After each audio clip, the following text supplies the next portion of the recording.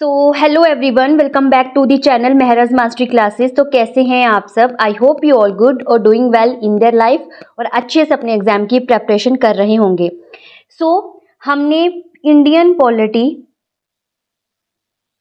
Polity के previous lecture में हमने कॉन्स्टिट्यूशन के आर्टिकल किए थे, वो भी ट्रिक के साथ। मैंने आपको वो आर्टिकल ट्रिक के साथ करवाए थे जिससे आप इजीली उसको लर्न कर सको।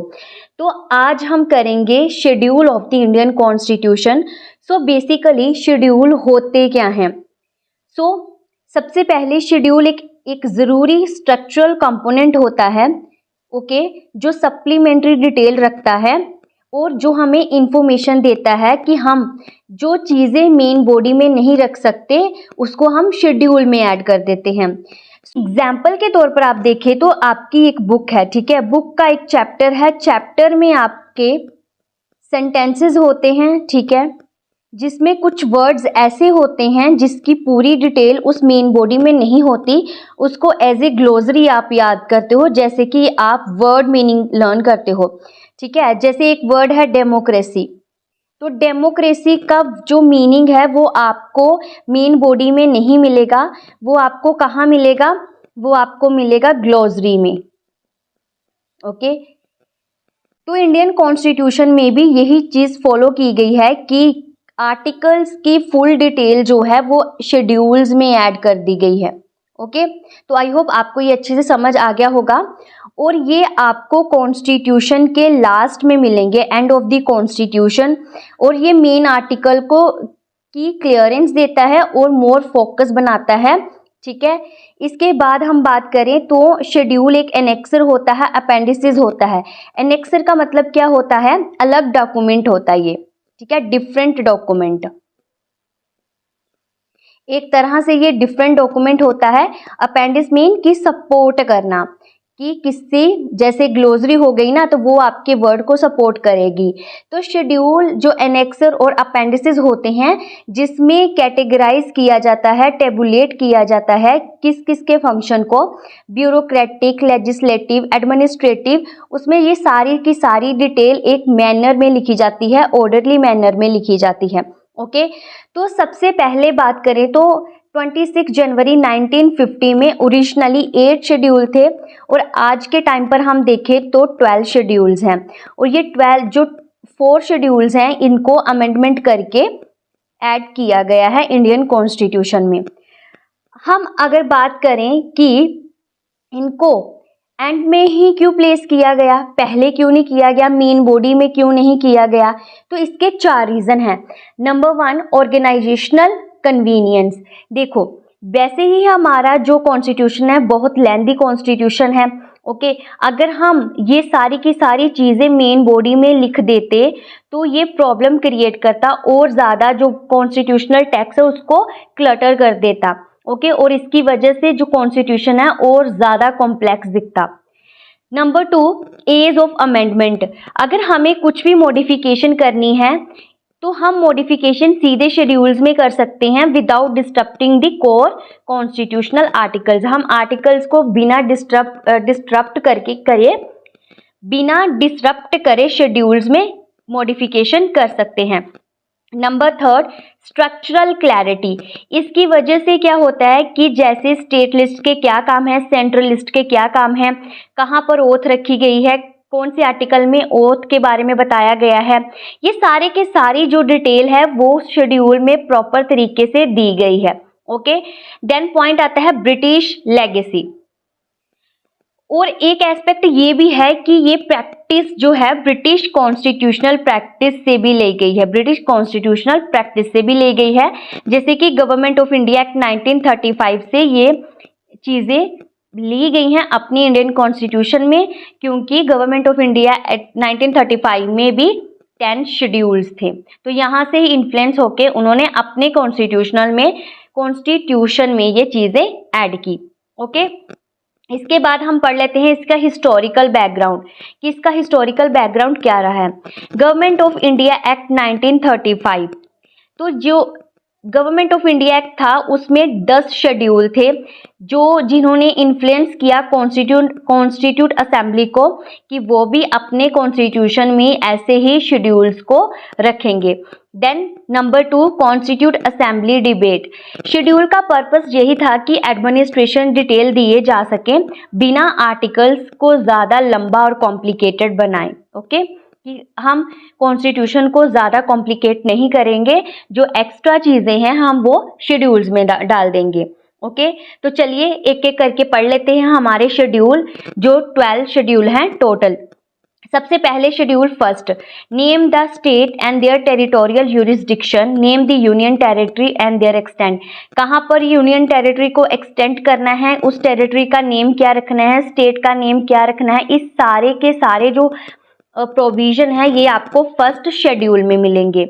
देन सेकंड शेड्यूल, जैसे कि प्रोविजन इसमें ये आते हैं कि इमोलूमेंट कितना होगा, सैलरी कितनी होगी, अलाउंस कितना होगा, प्रिविलेज क्या क्या दी जा सकती हैं और किन किन को दी जा सकती हैं सेकंड शेड्यूल के अकॉर्डिंग।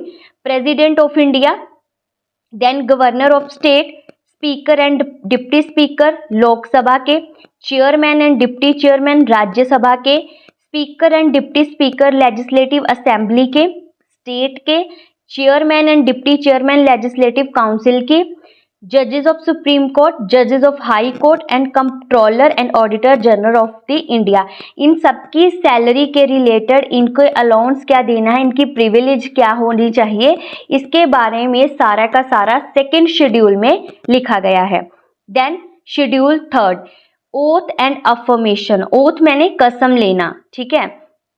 तो इस शेड्यूल के द्वारा ही इन सबको ओथ दिलवाई जाती है, जैसे union minister, candidate for election to the parliament, member of parliament, जजेस of the supreme court, controller and auditor general of India, state ministers, candidate for election to the state legislature, member of the state legislature, जजेस of the high court. तो इन सबको oath इस schedule के द्वारा दी जाती है। ओके, देन फोर्थ शेड्यूल है allocation of seat in the Rajya Sabha to the state and union territories. कि जो सीट होती है राज्यसभा की किस किस को अलॉट करवानी है, इसके बारे में जो है आपको प्रोविजन फोर्थ शेड्यूल में मिलेंगे। देन फिफ्थ शेड्यूल जो है वो प्रोविजन बताता है किसके रिलेटेड एडमिनिस्ट्रेशन करनी है, कंट्रोल कैसे करना है शेड्यूल एरियाज में और ट्राइबल एरियाज में। इसी के साथ सिक्स्थ शेड्यूल क्या बताता है कि जो हमारी नॉर्थ ईस्ट की स्टेट्स हैं जैसे कि असम, मेघालय, त्रिपुरा, मिजोरम, इसमें एडमिनिस्ट्रेशन कैसे करनी है ट्राइबल एरियाज में, तो इसके प्रोविजन आपको सिक्स्थ शेड्यूल में मिलेंगे। Seven schedule is very important. क्यों इंपॉर्टेंट है? क्योंकि इसमें डिवीजन की गई है पावर्स की यूनियन और स्टेट के बीच में। जैसे लिस्ट 1 आपकी यूनियन लिस्ट आती है जिसमें अराउंड 100 सब्जेक्ट हैं, और ओरिजिनली की बात करें जब 1950 में कॉन्स्टिट्यूशन बना था तो इसके सब्जेक्ट 97 थे। ओके, तो यूनियन लिस्ट में कौन कौन से सब्जेक्ट आ जाते हैं, जैसे इसमें क्या होता है कि पार्लियामेंट लॉ बना सकती है। ओके, तो किस किस के रिलेटेड लॉज बना सकती है, डिफेंस के related, foreign affair, atomic energy, ये सब के जैसे, ठीक है, जो यूनियन के कॉन्टेक्स्ट में आते हैं। उसी तरह लिस्ट 2 स्टेट लिस्ट जिसके अराउंड 61 सब्जेक्ट थे, और ओरिजिनली की बात करें तो 66 थे। ओके, ओरिजिनली मतलब जब ये संविधान बनाया गया था तब। अगर बात करें स्टेट लिस्ट की तो स्टेट लिस्ट में पुलिस, पब्लिक ऑर्डर, एग्रीकल्चर के रिलेटेड, वाटर के रिलेटेड, ये सारे सब्जेक्ट आ जाते हैं। थर्ड लिस्ट आती है कॉन्करेंट लिस्ट। कॉन्करेंट लिस्ट मतलब जिनमें बोथ आपकी पार्लियामेंट भी लॉज बना सकती है और स्टेट भी लॉज बना सकती है। तो इसमें जो सब्जेक्ट आ जाते हैं, इसमें जो सब्जेक्ट आ जाते हैं वो है education, forest, marriage and divorce, bankruptcy, insolvency, criminal law, electricity etcetera. तो ये सारे के सारे मैटर इसमें आते हैं। ओके, देन ये भी बहुत इंपॉर्टेंट है शेड्यूल 8 जिसमें बताया जाता है कि कॉन्स्टिट्यूशन के द्वारा कौन कौन सी लैंग्वेज को कानूनी मान्यता दी गई है। ओके, तो बात करें ओरिजिनली 14 लैंग्वेज थी और आज के टाइम पर 22 लैंग्वेज हैं।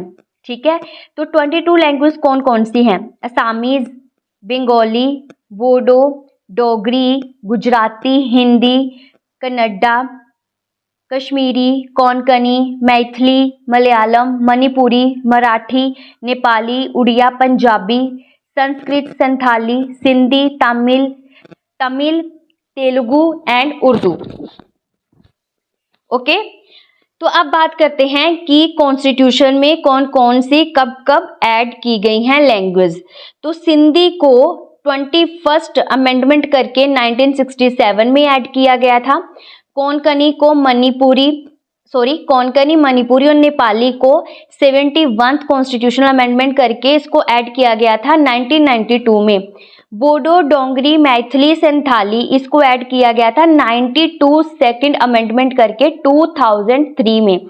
और 2011 में एक और कॉन्स्टिट्यूशनल अमेंडमेंट की गई थी 96, जिसमें उड़िया, जिसको आप उड़िया बोलते हो आज, उसका पहले ऐसे प्रोनाउंस किया जाता था उड़िया, अब आज के टाइम पे उड़िया किया जाता है। तो ये सारी की सारी इम्पोर्टेंट है और ये बहुत बार क्वेश्चन पूछा जाता है लैंग्वेज के कॉन्टेक्स्ट में।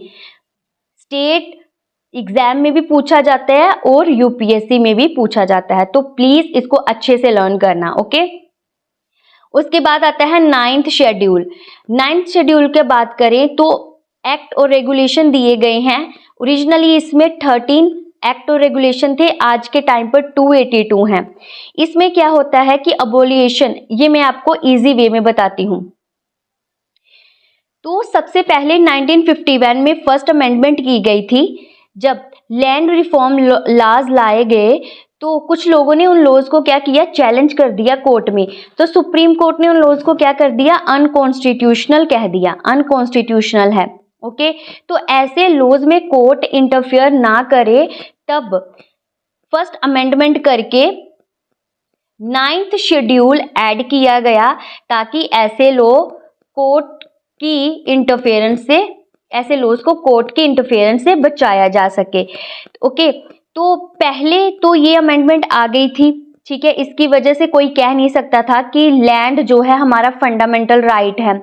ओके, बट बाद में 2007 में सुप्रीम कोर्ट ने ये किया, लॉज इंक्लूड किए शेड्यूल्स में कि 24 1973 से बाद अभी जुडिशियल रिव्यू आपको मिल सकता है। ओके, 73 के बाद से आपको जुडिशियल रिव्यू मिल सकता है।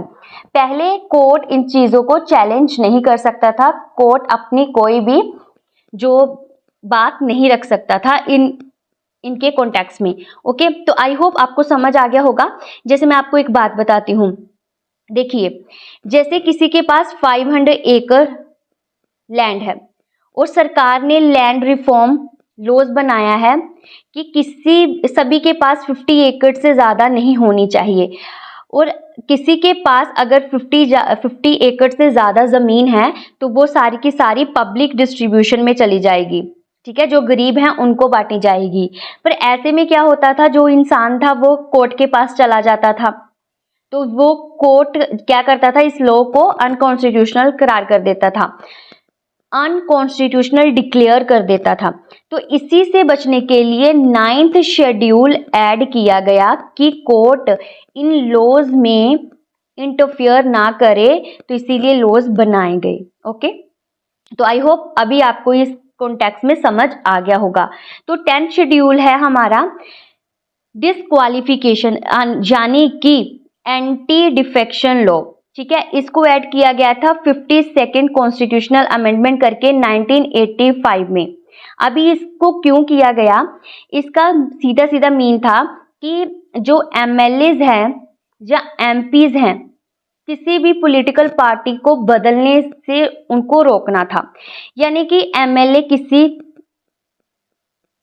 किसी जगह से इलेक्ट होके आए हैं, बट बाद में इलेक्ट होके वो अपनी पार्टी चेंज कर लेते हैं, तो इसकी वजह से काफ़ी प्रॉब्लम, दिक्कतें आती थी।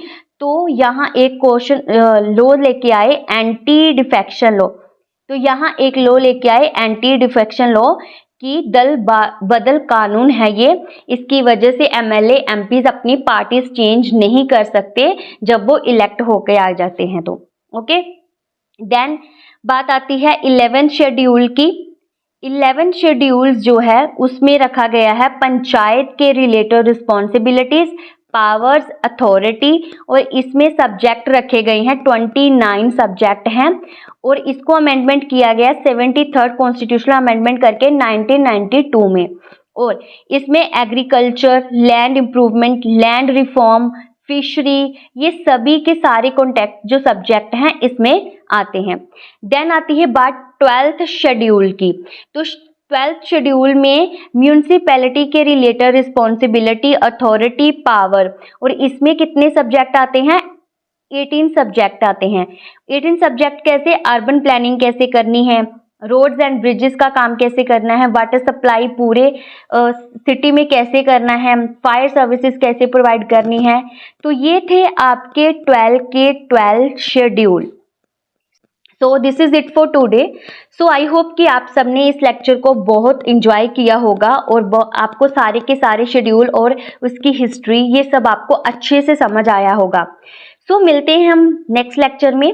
अगर लेक्चर अच्छा लगा हो तो लाइक करें, शेयर करें और सब्सक्राइब जरूर करें मेहरा मास्टरी क्लासेस के लिए, नेक्स्ट लेक्चर के लिए। So bye everyone, thank you everyone, जय हिंद।